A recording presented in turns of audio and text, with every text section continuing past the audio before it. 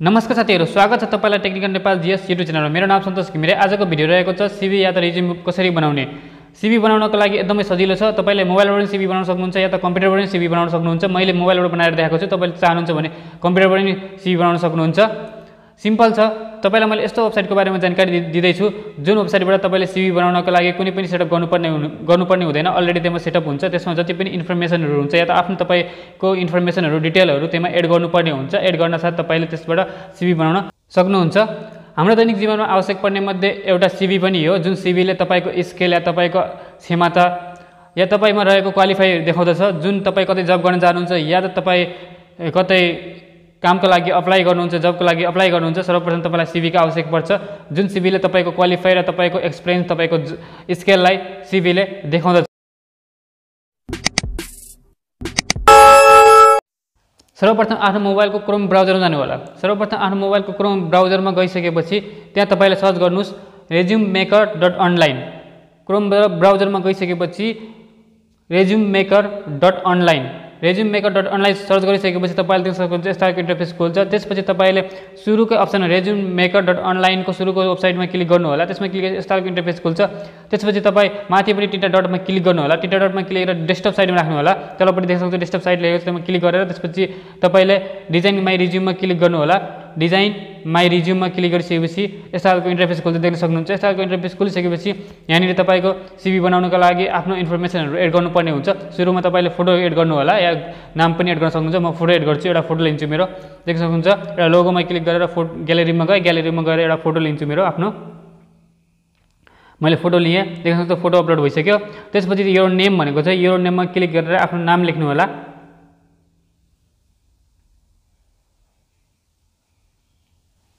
Name लेखिसकेपछि नेमको तलपट्टि देख्न सक्नुहुन्छ योर प्रोफेसन और स्पेशलिटी लेखेको छ। देख्न सक्नुहुन्छ नेमको तलपट्टि म तपाईलाई जुम गरेर देखाउँछु यसलाई। यहाँ नेमको तलपट्टि लेखेको छ योर प्रोफेसन और स्पेशलिटी लेखेको छ। त्यसमा चाहिँ तपाईको आफ्नो प्रोफेसनल के हो, तपाईसँग के छ स्किल त्यो एड गर्नु होला। जस्तै मसँग छ Chinese, Italian and Indian safe भनेर लेखेको छु। यहाँ देख्न सक्नुहुन्छ Chinese, Italian and Indian safe भनेर लेखेको छु। मेरो स्पेशलिटी या त मेरो प्रोफेसन नै यही हो, त्यसकारणले म यही लेखेको छु। त्यसपछि तलपट्टि देख्न सक्नुहुन्छ तपाईको इन्फर्मेसनहरु, तपाईको डिटेलहरु, पर्सनल डिटेलहरु माग्छ यसले। पर्सनल डिटेलमा तपाईको बर्थ डेट हाल्नुपर्ने हुन्छ। तपाईको बर्थ डेट जे हो तपाईले त्यही एड गर्नु होला। मैले जे हो मेरो आफ्नो त्यही एड गर्छु।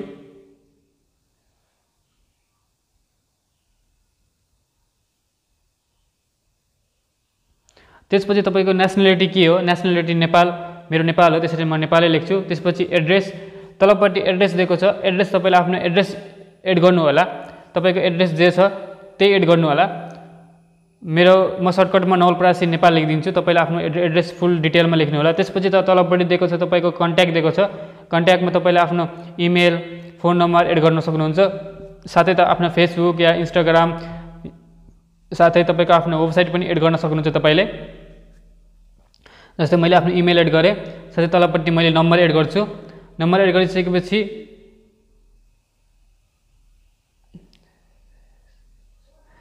नम्बर एड गरे।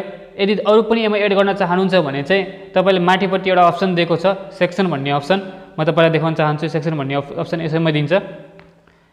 यसरी देख्न सक्नुहुन्छ। मैले जुम इन गरिसकेपछि माथिपट्टि देख्न सक्नुहुन्छ सेक्सन भन्ने एउटा अप्सन दिएको हुन्छ। सेक्सन अप्सनमा क्लिक गर्नु। सेक्सन अप्सनमा क्लिक गरेपछि यस्तो खालको इन्टरफेस खुल्छ। त्यसपछि तपाईले साइडमा देख्न सक्नुहुन्छ कन्ट्याक्टको लागि तपाईको वेबसाइट, फेसबुक या इन्स्टाग्राम सबै लिङ्कहरु त्यहाँ अप्सनहरु दिएको छ। त्यसलाई एनेबल गर्नुस् या क्लिक गर्नुस्। क्लिक गर्नु भएन अन गर्नु भयो भने त्यहाँ अप्सनहरु थपिँदै जान्छ। तपाईले फेसबुकमा आफ्नो फेसबुकको लिङ्क एड गर्न सक्नुहुन्छ। इमेलमा तपाईले आफ्नो इमेल एड गर्न सक्नुहुन्छ या त वेबसाइटमा आफ्नो वेबसाइटको लिङ्क एड गर्न सक्नुहुन्छ। जस्तै म वेबसाइटमा मेरो म केवल इक्जाम्पलको लागि वेबसाइटको नेम लेखिदिएँ र इक्जाम्पलको लागि मैले फेसबुकमा आफ्नो फेसबुकको लिङ्क हैन मैले नाम लेखिदिन्छु। हजुरले लिङ्क एड गर्न सक्नुहुन्छ यसमा यसरी। त्यसैगरी तपाईले माथिपट्टि दिएको छ तपाईको प्रोफेसनल एक्सपिरियन्स दिएको छ। प्रोफेसनल एक्सपिरियन्सको तलपट्टि देख्न सक्नुहुन्छ पोजिसन दिएको छ। तपाईले पहिला कुन पोजिसनमा काम गर्नुभएको थियो या कुन पोजिसनमा काम गर्नुभएको थियो त्यो लेख्नु होला। जस्तै मेरो पोजिसन थियो सेफ थियो, होटल सेफ, त्यसैले म होटल सेफ लेखिदिन्छु। देख्न सक्नुहुन्छ म होटल सेफ लेखिदिन्छु।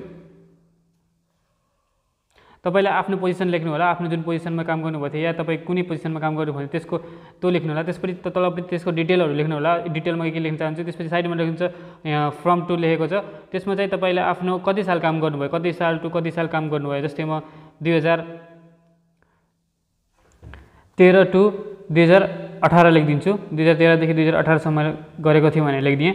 त्यसै गरी तपाईँले तलपट्टि जति पनि यो यसरी तपाईँले यहाँ देख्न सक्नुहुन्छ, तलपट्टि तपाईँले आफ्नो प्रोफेसनल या तपाईँको पोजिसनको अरू डिटेलहरू लेख्न सक्नुहुन्छ। तपाईँले आफ्नो एक्सपिरियन्सहरू यहाँ अझै एक्सप्लेन गर्न सक्नुहुन्छ लेखेर तपाईँले। त्यसै गरी तपाईँ यहाँ आफ्नो जति पनि एक्सपिरियन्सहरू छ त्यसलाई एक्सप्लेन गर्नु होला। पक्कै पनि के दुई चारवटा सकेसम्म सर्टकट र आफ्नो एक्सपिरियन्सहरू एक्सप्लेन गर्ने ट्राई गर्नु होला। यसमा लेखेर तलपट्टि देख्न सक्नुहुन्छ, लेखेर ट्राई गर्नु। यदि तपाईँ कुनै पनि अरू पोजिसनमा काम गर्नुभएको छ या धेरै तपाईँकोसँग स्किल छ, तपाईँसँग या धेरै एक्सपिरियन्स छ या अरू कुनै धेरै ठाउँमा काम गर्नुभएको छ, धेरै पोजिसनहरू गर्नुभएको छ भने चाहिँ तपाईँले यो अप्सनमा रहेको अप्सनलाई क्लिक गर्नु होला। क्लिक गर्न साथ साइडमा प्लस चिन्ह आउँछ, देख्न सक्नुहुन्छ हजुरले। प्लस चिन्हमा तपाईँले क्लिक गर्नुभयो भने यस्तै अर्को अप्सन खोलेर आउँछ। त्यसपछि तपाईँले आफ्नो पोजिसन या त्यसमा कति साल काम गर्नुभयो या त्यसको एक्सपिरियन्सहरू तपाईँले एक्सप्लेन गर्न सक्नुहुन्छ, त्यसको बारेमा डिटेलहरू तपाईँले अझै एड गर्न सक्नुहुन्छ। यसरी तपाईँले जति पनि पोजिसनहरू काम गर्नुभएको छ, जति पनि तपाईँसँग एक्सपिरियन्सहरू छ त्यो सबै तपाईँले यसमा एड गर्न सक्नुहुन्छ। साथै तलपट्टि दिएको छ तपाईँको एजुकेसनको बारेमा। तपाईँको एजुकेसन, तपाईँ डिग्री क्लियर गर्नुभएको छ भने डिग्री एड गर्नु होला, यदि स्कुल पढ्नुभएको छ भने स्कुल एड गर्नु होला। म स्कुलको लागि एड गरिदिन्छु। स्कुल तपाईँ जति 9, 10, 8 जति पनि पढ्नुभएको छ त्यो एड गरिदिनु होला। एड गरेपछि कुन सालमा पढ्नुभएको त्यो साल पनि एड गरिदिनु होला। जस्तै जति क्लास पढायो त्यो क्लास र साइडमा कुन सालमा पढ्नुभएको त्यो इयर्स चाहिँ एड गरिदिनु होला। त्यसपछि तपाईँ अरू पनि तपाईँसँग एजुकेसन छ या त कोही धेरै साथीहरू डिग्री क्लियर गर्नुभएको छ, विभिन्न सब्जेक्टहरू पढ्नुभएको छ या विभिन्न डिग्रीहरू गर्नुभएको छ भने चाहिँ साइडमा रहेको प्लस चिन्ह हुन्छ, यसमा क्लिक गर्नु, प्लस चिन्ह यस्तो खालको निस्किन्छ, त्यसमा प्लस चिन्हमा क्लिक गर्नुभयो भने फेरि अरू अप्सन खुलेर आउँछ एजुकेसन एड गर्नको लागि। तपाईँले त्यहाँबाट एजुकेसन आफ्नो एड गर्न सक्नुहुन्छ। यसरी तपाईँले त्यहाँनिर तल गऱ्यो MBA गर्नुभएको छ भने MBA, BBS जे पनि गर्नुभएको छ, तपाईँको जे पनि एजुकेसन क्वालिफाई छ त्यो आफ्नो क्वालिफाई अनुसार एड गर्न सक्नुहुन्छ यसरी।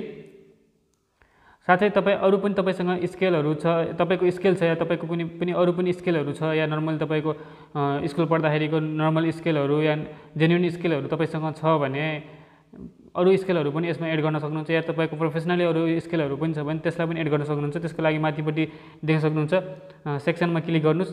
तपाईँ सेक्सनमा क्लिक गरिसकेपछि त्यहाँ देख्न सक्नुहुन्छ मेन स्किल भनेर।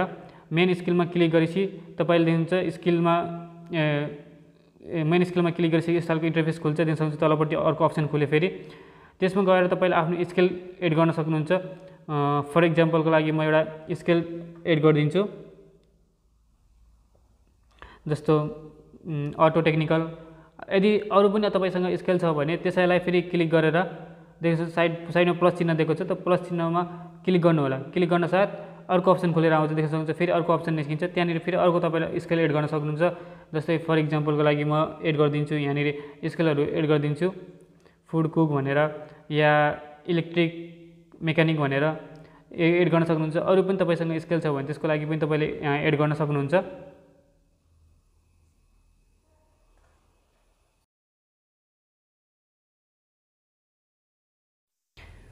यसरी तपाईँले आफ्नो स्किलहरू एड गर्न सक्नुहुन्छ।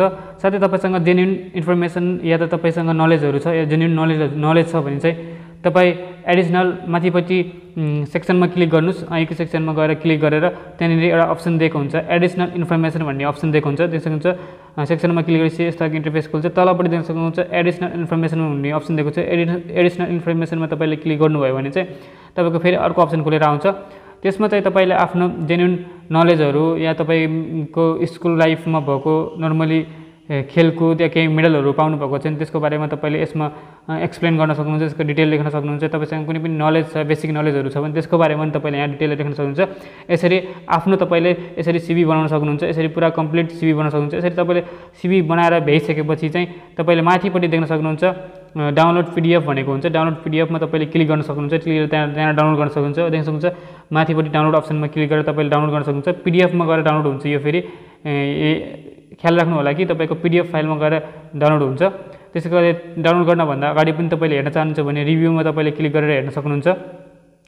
म तपाईँलाई देखाउन चाहन्छु रिभ्यूमा क्लिक गरेर यसको लुक कस्तो हुन्छ भनेर पनि तपाईँलाई म देखाउन चाहन्छु। देख्न सक्नुहुन्छ मैले डाउनलोड गरिसकेँ, डाउनलोड गरेर PDF फाइलमा डाउनलोड भयो र रिभ्यूमा क्लिक गरेपछि देख्न सक्नुहुन्छ रिभ्यूमा यस्तो खालको लुक आएको छ। यो एकदमै क्वालिटी एकदमै राम्रो लुक आएको छ। देख्न सक्नुहुन्छ कलर सलर यसको राइटिङ जति पनि छ एकदमै राम्रो छ। साथै तपाईँलाई म त्यो डाउनलोड भएको कहाँ जान्छ त मोबाइलको PDF फाइलमा जानुहोस्। मोबाइलको PDF फाइलमा गइसकेपछि देख्न सक्नुहुन्छ यस्तो खालको इन्टरफेस खुल्छ। यस्तो खालको इन्टरफेस गएपछि सुरुमै दिएको छ त्यसको मैले जुन PDF फाइलमा डाउनलोड गरेको थिएँ CV यो PDF फाइलमा गएर सेभ हुन्छ। PDF फाइलमा यस्तो खालको देखाउँछ, देख्न सक्नुहुन्छ। यसरी तपाईँले आफ्नो रिज्युम या त CV बनाउन सक्नुहुन्छ। यसरी तपाईँले आफ्नो CV कम्प्लिट बनाउन सक्नुहुन्छ मोबाइलबाट या कम्प्युटरबाट यो वेबसाइट युज गरेर तपाईँले इजिली बनाउन सक्नुहुन्छ। एकदमै इजी छ। पक्कै पनि तपाईँलाई यो भिडियो मन पर्यो होला आशा गर्दछु।